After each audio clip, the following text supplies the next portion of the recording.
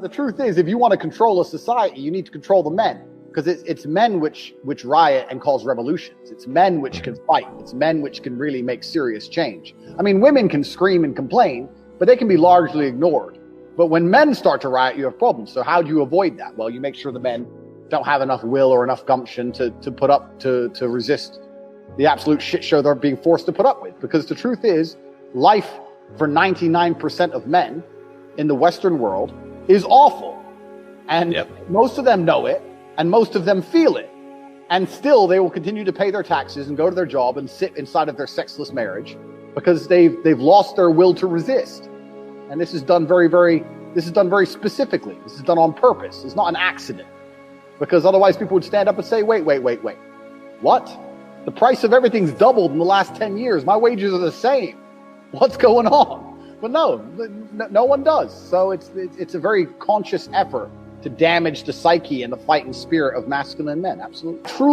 How do I get like a six-pack quick? What's the fastest way to get a six-pack? Why does it have to be quick? Why does it have to be easy? Why do you think life is all quick and easy? Why can't it be hard and difficult? Why can't you suffer?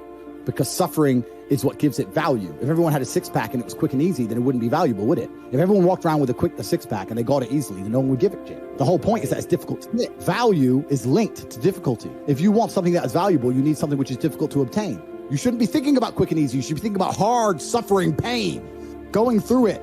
That's what you should be thinking about. This is going to be hard, but I'm going to do it anyway. Because when it is done, then everyone's going to know that I went through something difficult. How much is it? Like, I'm going to ask that question. Whether it matters or not. It doesn't matter where I get in my life. I don't think I'm ever going to be free of. How much was that? Because when I grew up, you had to know what things cost. Money is a terrifying thing because it's the one thing in life that everybody gets money. It's the one place where everybody gets it, and now what do I do? And I can lose it now. So it's a terrifying concept, like power.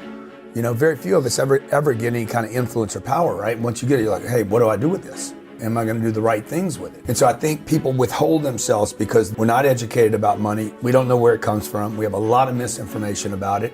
Our parents terrified us. You know, money doesn't grow on trees. Save your money, it'll save you. All these things our parents told us because they were enamored or encumbered with the same kind of liabilities around money. Right. I don't know how to get it. I don't know how to keep it. The worst part that we're all at is I don't know how to invest it. Some people get good at getting it. Very few, actually. Fewer people at keeping it.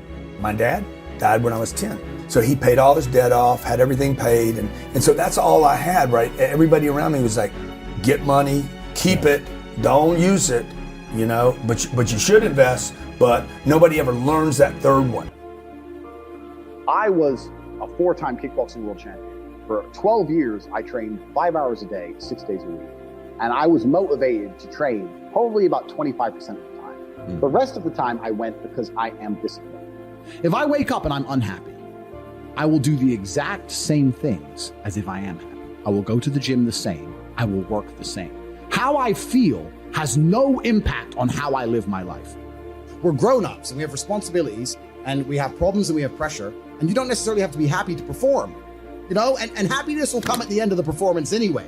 But if your number one goal as a man, if your number one mission in life is just to be happy, that's going to be an extremely vaporous existence, and you're not going to be a man of substance. Your ability to deal with stress, the amount of stress you can deal with as an individual, is directly correlated to your success level. If you can deal with stress all day, you're going to be successful.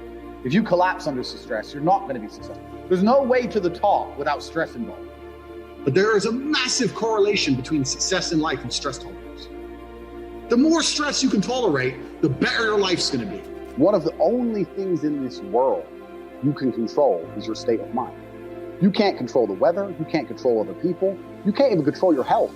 One of the very few things in the world you have genuine control over is your state of mind.